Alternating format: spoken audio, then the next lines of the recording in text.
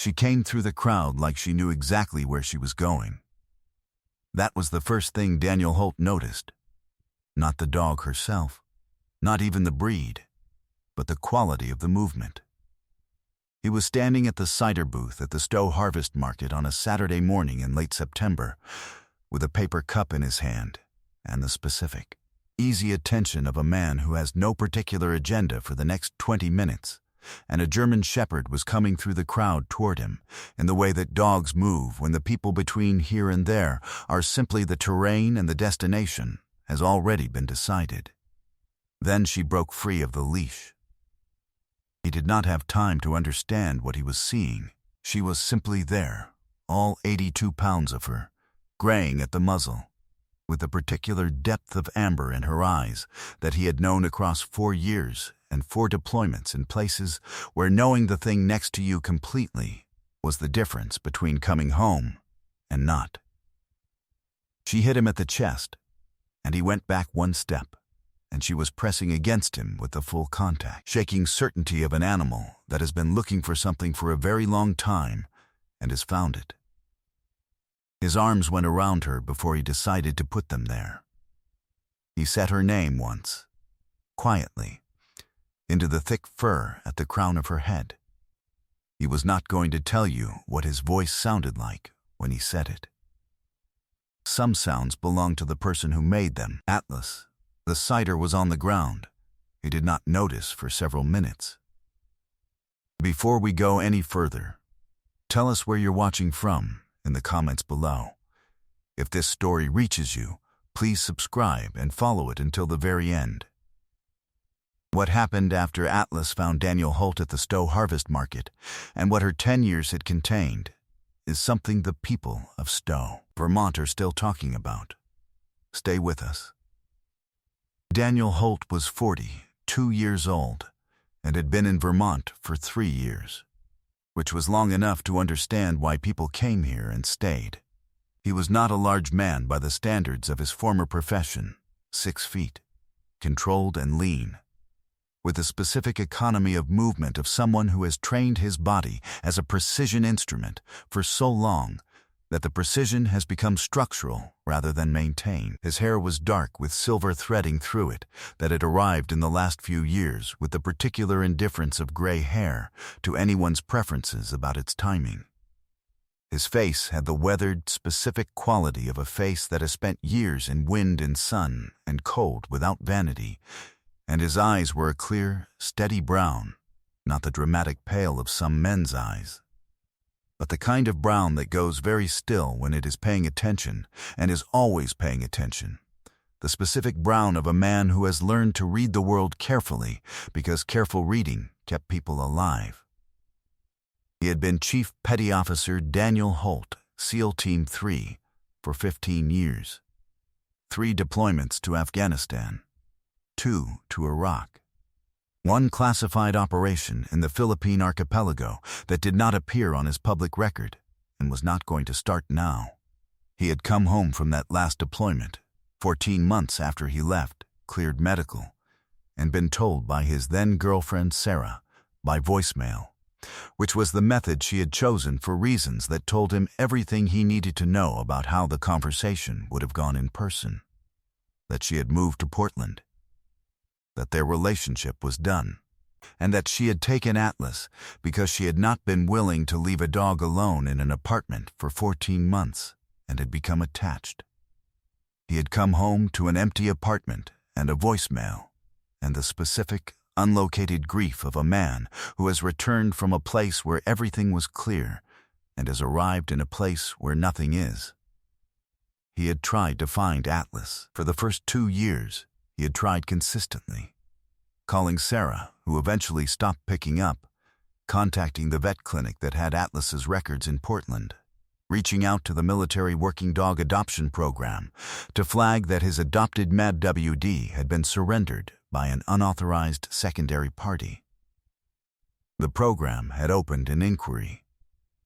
The inquiry had produced nothing definitive. Sarah had moved again to London, according to a mutual acquaintance, and what had happened to Atlas after Portland was not something anyone could trace cleanly. He had not stopped thinking about her.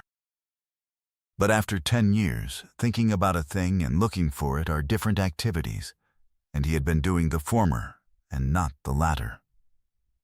Atlas had found him first. She had been his since 2011, when she was 18 months old and he was 28, and she had been certified for narcotics detection and live find after 14 months of working dog training that the instructors at Lackland had described, in their assessment documentation, as exceptional.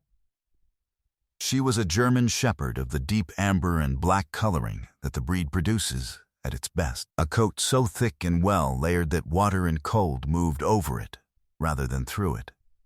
A chest that was wide and deep. A head that was large without being heavy, perfectly proportioned. Her ears were large and upright, and moved with the independent articulation of instruments calibrated for different frequencies. Her eyes were the amber that he had associated with her specifically for 15 years. Not the amber of all German Shepherds, but Atlas's amber, which had a particular quality of warmth underneath the assessment. A readiness to find the person it was looking at trustworthy, if given the evidence. She had a scar along her right jaw from a wire encounter during a narcotics search in Kandahar in 2013.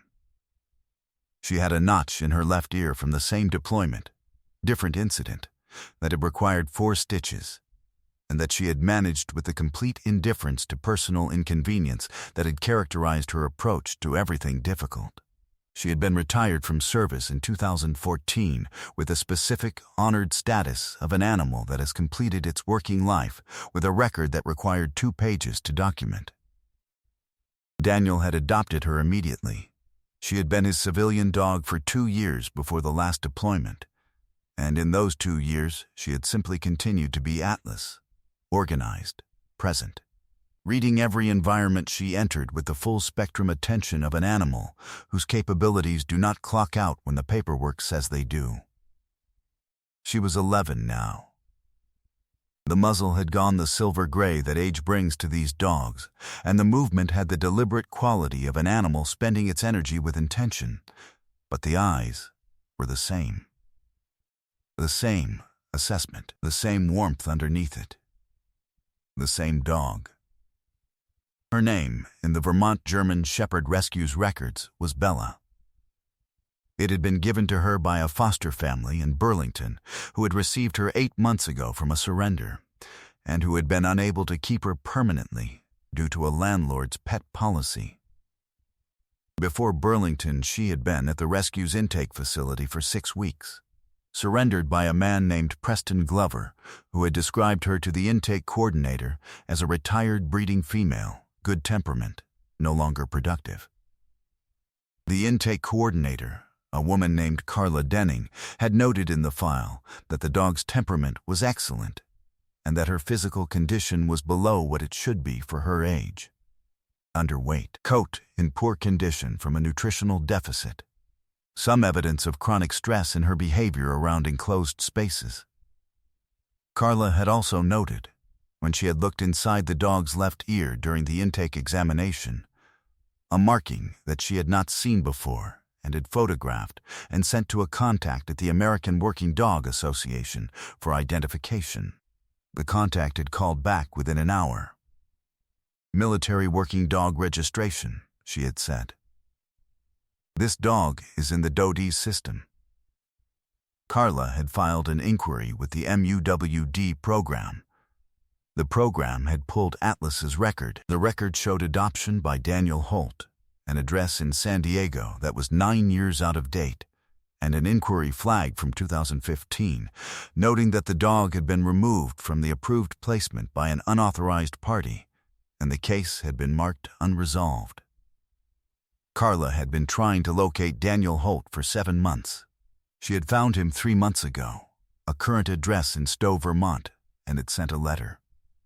The letter had gone to the wrong street number and had been returned. She had found a phone number, but it was a landline that rang without answering. She had been planning to try again. She had not needed to. She was the woman holding the empty leash at the Stowe Harvest Market, standing 15 feet from a man she had never met with her mouth open. watching Atlas press herself against him, with the specific, total certainty of an animal that has completed something important. Carla Denning started crying before she understood what she was seeing. She said later, in the interview with the Stowe reporter, that she thought she had just witnessed something she did not have an adequate category for, and that the closest thing she could compare it to was watching a door open that she hadn't known was shut. She came over. She introduced herself. She showed Daniel the intake file on her phone, and Daniel looked at the photographs of Atlas at intake, the coat condition, the weight, with the specific, controlled expression of a man receiving information he is not going to allow himself to react to immediately, because the reaction will not be useful and will need to come later. He looked at the photographs for a long time. "Bella," he said. He looked at Atlas. "Did they call you Bella?" Atlas was sitting at his left side in the heel position she had held for 4 years in places with no name. Her tail was moving, not the slow, final certainty of Max's last signal or Rex's peace after 3 winters, but the steady, continuous wag of an animal that has arrived and intends to stay. "Tell me about Preston Glover," he said. Preston Glover was 57 years old and had operated Glover's premium German Shepherds from a 12-acre property outside Morrisville, Vermont, for 14 years. He had a website with professional photographs and testimonials, and a waiting list for puppies and a price point, $1,400 to $2,200 per puppy, depending on lineage and certification. That reflected the premium he charged for dogs he described as coming from elite working stock. He was a member of the Vermont Canine Association.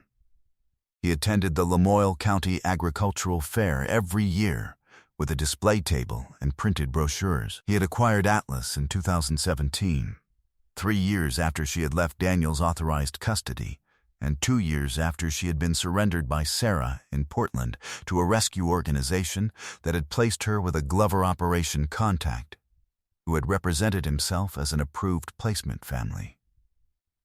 Atlas had produced 4 litters in 5 years for Glover's breeding program. She had been kept in the specific functional conditions of an animal maintained as a production asset, fed adequately, kept healthy enough to breed, not given the space or the engagement or the work that a dog with her training and her history required to be well.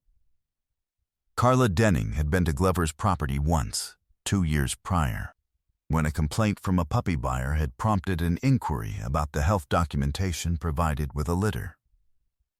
She had found his facility to be within the technical requirements of Vermont's commercial breeding regulations and had not had grounds for further action. She had found, in her own assessment, that the facility was the specific kind of operation that exists precisely at the margin of regulatory adequacy, not illegal, not caring. The MUBD registration changed the calculus. A military working dog cannot be legally transferred to a breeding operation without specific DOD authorization. Glover had no such authorization. He had acquired Atlas through a transaction that the Portland Rescue's records described as a private placement, with documentation that the DOD's review later characterized as falsified. The acquiring party had represented himself as a private home placement rather than a commercial breeder. Daniel did not file the complaint himself. He gave the intake documentation, the MUWD program records, and the Portland Rescue's transfer documentation to Carla Denning, who filed with the Vermont Department of Agriculture's Animal Welfare Division and with the DOD's MUWD program office simultaneously. He gave it to her on a Sunday afternoon at his kitchen table, with Atlas on the floor between them, and Carla looked at the dog and then looked at Daniel and said, "How long did you look for her?" 2 years, seriously, he said. After that, he looked at Atlas. After that, I looked the way you look for something when you've stopped believing you're going to find it, which is slower. Carla looked at the dog for a long moment. "She didn't stop," she said. He looked at her. "She broke the leash," Carla said. "We were 40 feet away from you." She pulled like she was going to pull my arm off, and then the clip gave. She knew before I understood there was anything to know. He did not say anything to that. Some things are true in a way that commenting on them reduces them. The Animal Welfare Division investigator arrived at Glover's property on a Wednesday with the specific prepared competence of an official who has read the complaint and understands what she is looking for. She brought a veterinarian. She brought a state patrol officer. She found 9 female German shepherds in conditions that the inspection report described as inadequate for animals of their working capacity and training background, an assessment that applied specifically to dogs whose behavioral and cognitive needs exceed those of a standard companion animal, and which Glover's facility had been meeting at the level of a standard companion animal for a period that the record suggested was years rather than months. She found health documentation for the breeding program that was inconsistent with the DID's records for the 2 dogs whose MEBUDID registration she was able to confirm from the documentation Carla had provided. She found the falsified placement records for Atlas's 2017 acquisition. Glover was present for the inspection. He had the specific confidence of a man who has been inspected before and has found the inspections manageable, and he maintained that confidence through the first 40 minutes of the inspection, which is approximately when the inspector reached the housing assessment for the breeding females, and the expression on the state veterinarian's face changed in a way that Glover had not seen before on a veterinarian at his facility. His attorney called the Animal Welfare Division's office on Thursday. It did not go the way Glover had perhaps anticipated. The Vermont Department of Agriculture suspended Glover's commercial breeding license pending the investigation's completion. The DUDI MEWD program opened a separate criminal referral for the fraudulent acquisition and unauthorized commercial use of a military working dog. The inspector's report, which was a public document under Vermont statute, was obtained by the Stowe Reporter on a Friday and published in its entirety on Monday, alongside the story that Carla Denning had told the reporter on a Sunday afternoon about a dog who had broken free from a leash at a farmer's market to find the person she had been separated from for 10 years. The story ran with 2 photographs: Atlas at intake 8 months prior, underweight and coated in the dull fur of a dog not fully well, and Atlas at the Stowe Harvest Market, on her hind legs against Daniel Holt's chest, both of them unmistakable. The Stowe Reporter had 6,000 subscribers. By Tuesday, the story had been shared 41,000 times. The people of Stowe did not organize a response in any formal sense. They simply responded, which is the way communities respond to things that are genuinely true, individually, simultaneously, without coordination, in the specific and various ways that people express the feeling that something is right, and they would like to be part of it. The farm market manager called Daniel and asked if Atlas could come back the following Saturday so that the people who had been there and seen it happen could meet her properly. He said yes. 60 people came specifically for that purpose. An elderly woman named Ruth, who had been at the market the previous week and had seen Atlas break the leash from 30 feet away, brought a hand-knitted blanket in the amber and black colors of Atlas's coat that she had made in the 7 days between the 2 Saturdays. Daniel accepted the blanket with the specific, slightly undone quality of a man who is not accustomed to this kind of reception and is trying to locate the correct response to it, and has not quite found it yet. Carla Denning's rescue received 43 adoption applications in the week following the story's publication. She processed them with the specific thoroughness of a woman who was not going to let the moment's momentum produce outcomes that were not right for the dogs, which meant each application was assessed carefully, and the 43 produced 8 approved placements over the following 3 months. 8 of Glover's 9 breeding females placed in homes that the rescue considered appropriate. The 9th remaining in Carla's own home because that was where she had ended up and where she was staying. Glover's breeding license was permanently revoked in December, following the investigation's completion. The Doty criminal referral resulted in a federal charge of fraudulent acquisition of government property, to which Glover pleaded guilty in the spring. The sentence was 14 months federal and full restitution to the Doty for the value of Atlas's service record, which the program calculated at a figure that Glover's attorney described as significant, and which Daniel declined to comment on when the reporter asked.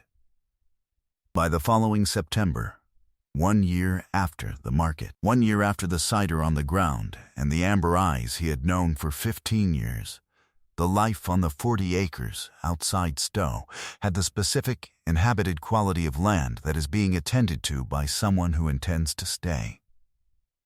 Daniel had built a run along the south side of the barn that got the afternoon sun, which Atlas used in the mornings and abandoned in the afternoons for the porch, where she had established a position that faced the access drive in the specific, watchful patience of an animal maintaining awareness of her environment without requiring anything to happen in it. She was 12 now.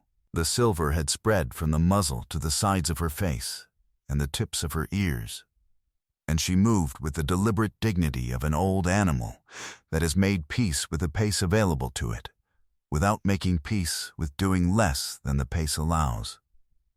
She ate well. The coat had come back fully.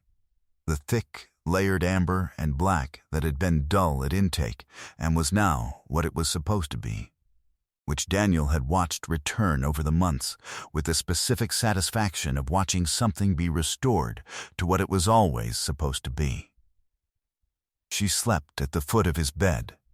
She had done this from the second night, without being invited, which was the way Atlas had always operated.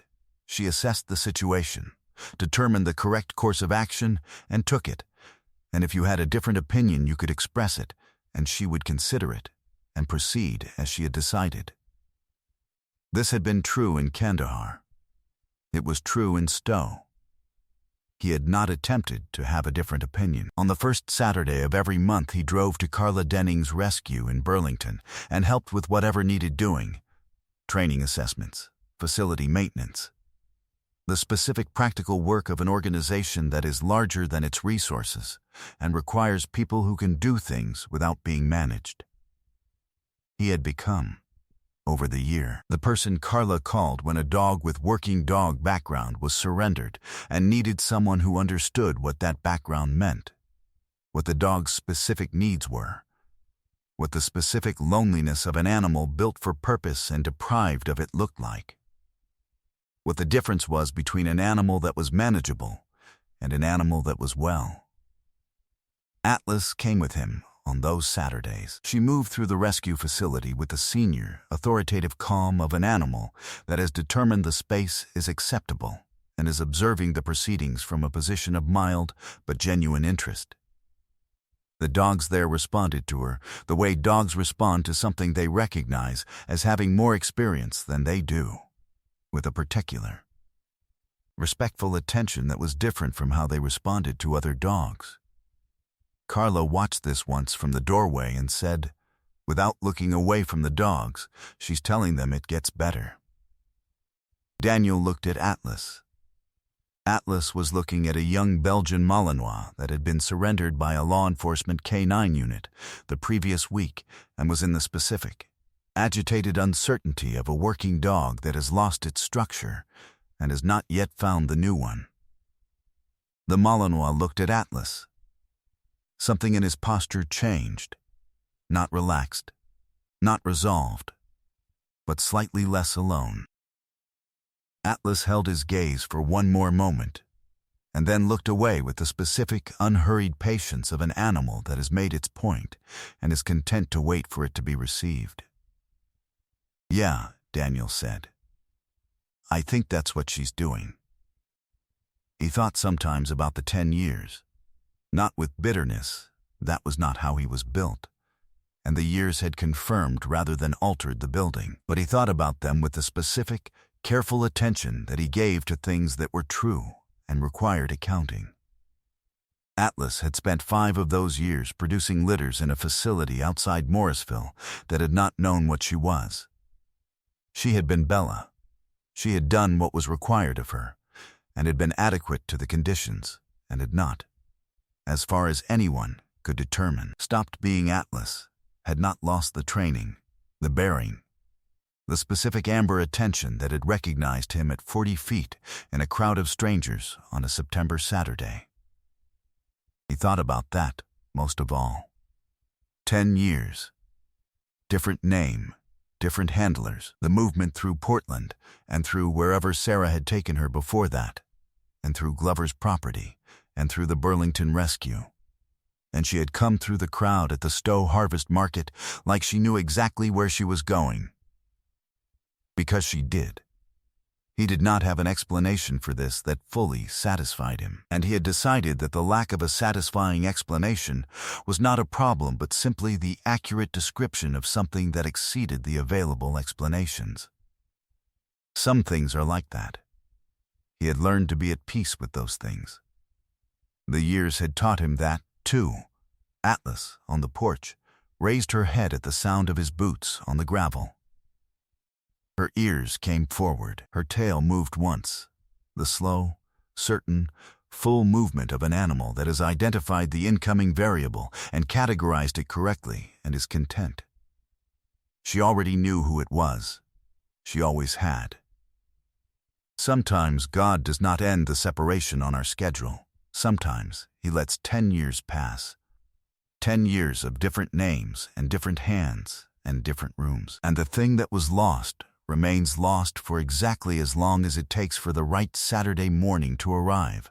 Then it breaks free of the leash and comes through the crowd with the specific, unhurried certainty of something that was never confused about where it was going. It was only the timing that was God's to arrange. Atlas did not know about the 10 years in the way that people know about them, as loss, as distance, as the accumulated weight of what did not happen. She knew Daniel Holt. She had always known Daniel Holt. When she was 40 feet away from him in a crowd, she knew him. And knowing him, she went to him. Because what else would you do when you finally find the person you have been looking for in every room for 10 years? That is the kind of faithfulness that does not calculate the distance. It simply moves. God placed them in the same small Vermont town in the same September without announcing the arrangement, and on a Saturday morning when the light was doing the specific thing it does in Vermont in autumn, amber and slanted and final in the way of beautiful things that are almost over, He let a leash clip fail. And faithfulness did the rest. If Atlas's story touched you today, share it with someone who needs to be reminded that what is lost is not always gone, and that 10 years is not always the final word. Leave a comment and tell us where you're watching from. And if you have ever been found by something you thought you had lost, we want to hear that. Your story might be the one that keeps someone else watching the door. If you believe in loyalty, in the faithful patience of animals who do not accept the finality of distance, in the grace of the right Saturday morning after 10 years of the wrong ones, subscribe to this channel and don't miss the next story.